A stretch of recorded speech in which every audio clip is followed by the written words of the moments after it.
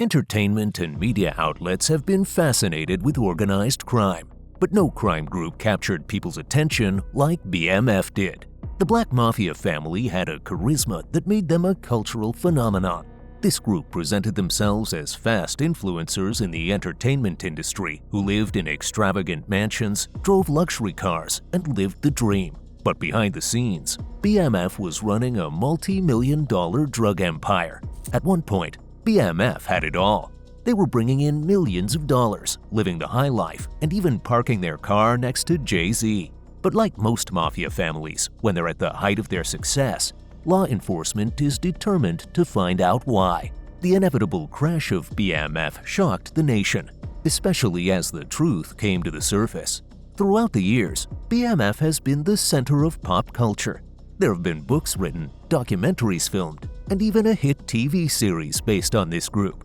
In today's video, we're going to explore their story, from the climb to the top to the fall that would eventually come, and where the founders are today. Let's start off our video with how the group was formed. The Black Mafia family may have been short-lived compared to other mafia families we have delved into, but their impact has been legendary. As we researched this group, the exact date they began isn't confirmed, but it's believed that they formed in the mid to late 1980s. BMF was founded by two brothers, Demetrius Big Meech and Terry Southwest T. Flannery. Growing up, the Flannery brothers didn't have a lot of money. In an interview, Big Meech described their lifestyle as kids, how their family was on welfare and they had to pay for items with food stamps. He recalled going to school with holes in his shoes, with no money to buy a new pair. This type of lifestyle was their motivation. They wanted money to afford the things they never had growing up. At one point, the Flannery brothers were introduced to a Mexican drug supplier.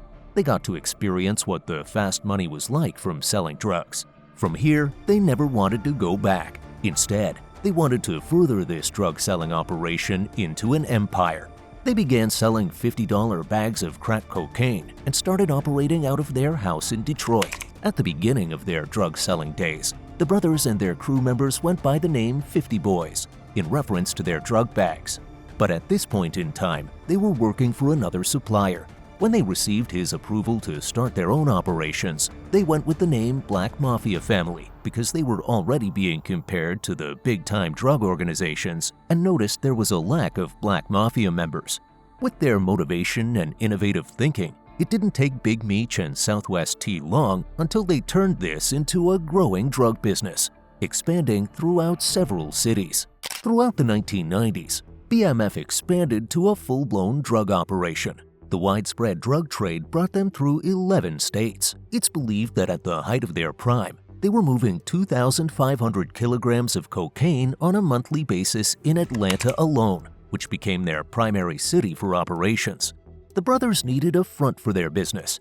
When they first started, they were transporting the drugs through a family-owned car business.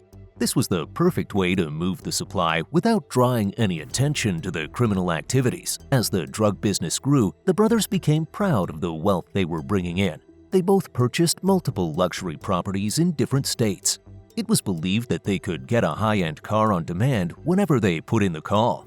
People on the streets also saw them as trendsetters, always wearing designer clothing and owning an unlimited supply of jewelry from Jacob the Jeweler. Their lifestyle was something that captivated people.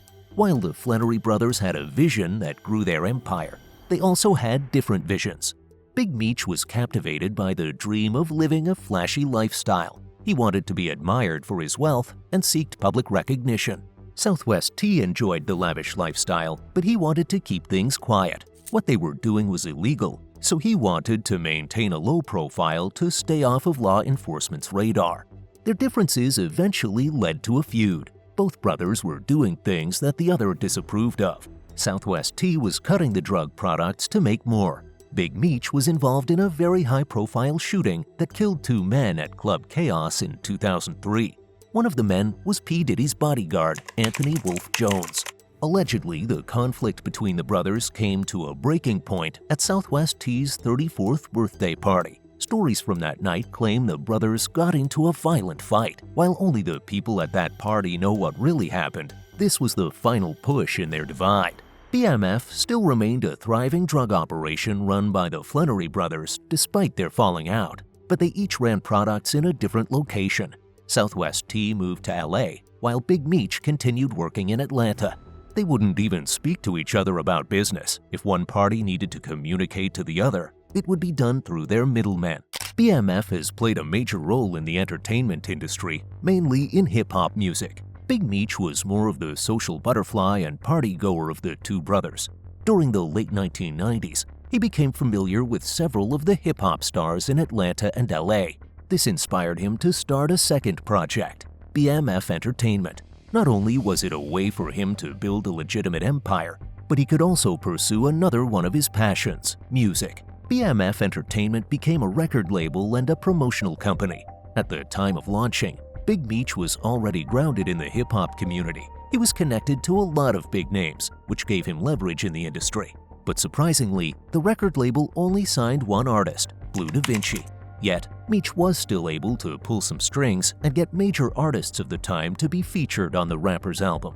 Despite only having one signed artist, Big Meech and BMF were still able to make a huge impact on other artists' careers. He used his influence and finances to help many up-and-coming artists of the era get ahead. For example, Young Jeezy was one artist whose career took a huge step forward with help from Meech.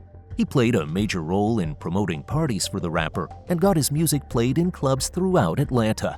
In the early 2000s, these were crucial steps for an artist's career to take off. Big Meech was also able to help new artists give off the impression that they were already living the high life. He would supply luxury cars, mansions, designer clothes, and jewelry for music video shoots. But these artists wouldn't get access to all the goods without paying back Big Meech a favor. In their songs and promo videos, they would give a shout-out to Meech and BMF. As their music topped the charts, the label's success skyrocketed too. There was a charisma about Big Meech that drew attention to him. When he walked into a club, there were two distinct reactions. Either people were terrified and went the other way, or they were thrilled, knowing that he was going to be buying rounds of the premium champagne for everyone. Throughout his time with BMF Entertainment, Big Meech was able to form a tight bond with many of the artists he worked with. Jeezy was one of the main artists that he was hands-on with. He was also known to be friends with other big hip-hop artists of the early 2000s, like Nelly, Young Thug, Fabulous, and P. Diddy, just to name a few. However, one artist whose success in the industry was rising around the time of BMF Entertainment knew to steer clear of them. In 2019, 50 Cent talked about the label during an interview with DJ Drama on SiriusXM. I first heard about it, BMF, in 2003. They were so embedded into the music business because when you can find your pockets, people like you around. When you are at the nightclub and Puffy can't buy champagne because you bought all of it, they start to have to speak to you. I stayed away from it because I know who I am, and I know how easy it is for me to… I might have bought something, or it would be easy enough for people to make me involved without me being involved. I was doing too well. They would reach out to me and I would avoid it, because it just wasn't good for where I was at. So we've talked about how the Flannery brothers went from living on welfare to building a multi-million-dollar drug empire. We've also mentioned how BMF made a massive impact in the early 2000s hip-hop scene. But what we haven't talked about yet is how they were the center of a massive police investigation. Police began looking into the Black Mafia family sometime in the early 1990s. This was allegedly before the crew reached their prime selling days, or even went by the iconic BMF name.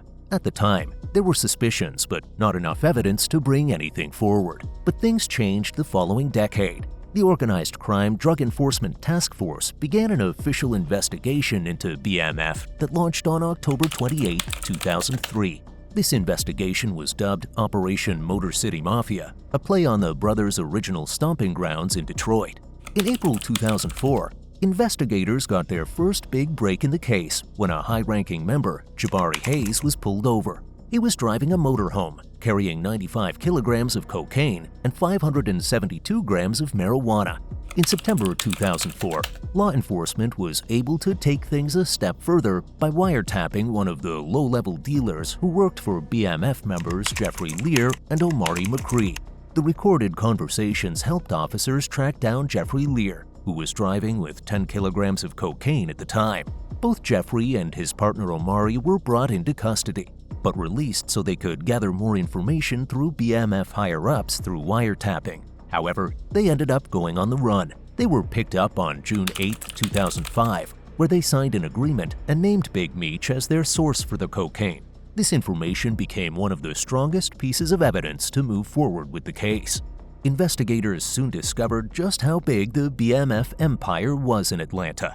Big Meech had 5 stash houses throughout the city and was pushing 100 to 150 kilograms of cocaine every 10 days. Since they were using a family car business as a front for this operation, customers would call in about a vehicle they had ready.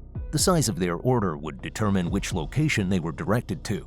The vehicle would then be used to transport the drugs. With this information, the DEA began making arrests and seizures of narcotics. Between the information they discovered in June 2005 and a major raid in October 2005, which we'll discuss in a minute, the DEA had arrested 17 BMF members. They also seized $5.3 million in cash and 632 kilograms of cocaine. But these arrests and seizures were only preparation for the big raid that they were working towards. In October, a raid that was conducted seized $3 million and 2.5 kilograms of cocaine. It also led to the arrest of 30 more BMF members, and it wouldn't be long until they caught the men at the top. Big Meech was eventually arrested in a house outside of Dallas, Texas. Southwest T was captured in St. Louis. From 2006 through 2009, several other key players of BMF were arrested, including Jacob the Jeweler and Blue Da Vinci. At the height of its operations, BMF was believed to have approximately 500 members. The raids led to the arrest of 150 high-ranking members, including the group's founders. Big Meech and Southwest T were sentenced to 30 years in prison each. They hadn't spoken since their falling out. Allegedly, after the arrests, the brothers requested to have a conversation, but this conversation quickly turned into a brutal argument where they were both yelling at each other. The argument was overheard by members of the DEA and FBI. Unlike other mafia families, BMF didn't survive the capture of its leaders. The organization soon fell apart with nobody to run it. It didn't help that the two leaders couldn't agree on anything behind bars to keep operations running from the inside. The group's inevitable fall sent shockwaves through both the world of hip-hop and the drug trade. Meech and Southwest T may have been able to use their wealth and lifestyle to bribe their way to the top on the streets, but there were serious consequences to their actions. While the Flannery brothers weren't expected to be released from prison until 2038, they both received early release. A widespread COVID-19 outbreak in the prison in 2020 allowed Southwest T to finish the remainder of his sentence at home. It was reported that he was shot in 2021 and survived the altercation. Big Meech was transferred in October 2024 to a halfway house, where he is supposed to stay until January 27, 2026. BMF may have fallen hard from the top, but they have left a lasting impact in the world of entertainment. Rapper T.I. referred to them as a cultural phenomenon. Pusha T rapped the lyrics, "Where were you when Big Meech brought the tigers in the song If You Know, You Know, in reference to Meech's iconic jungle-themed party where he had a pair of white tigers at a strip club. The group's rise and fall have captivated people around the world. Documentaries have covered various ups and downs of this group. One of the most popular ones to check out is BMF, The Rise and Fall of a Hip-Hop Drug Empire, which delves into the details of the investigation. There is also a series on Stars produced by 50 Cent called Black Mafia Family. In this series, Demetrius Flannery Jr., aka Little Meech, is cast as his father, adding a family connection to the series. Southwest T has also made an appearance on the show and promotes it on social media. BMF has left a complex legacy behind. People who have delved into the story of the Flannery brothers see two sides to the story. They were two ambitious young men who wanted to rise above the ashes of poverty and create the lifestyle they always wanted. Once their foot was in the door, they used their influence to help artists who were working to jumpstart their careers. On the other hand, they built an illegal drug empire and left a brutal trail of violence along their path. While many people admired the empire BMF built, their story shows how quickly power and greed can take a wrong turn. They didn't play their cards right, and their dreams went down in the ruins. This wraps up the end of our video on BMF's empire. Thank you so much for staying with us until the end. We have plenty of Mafia Mystique content ready for you. Make sure you hit like, share, and subscribe to see more.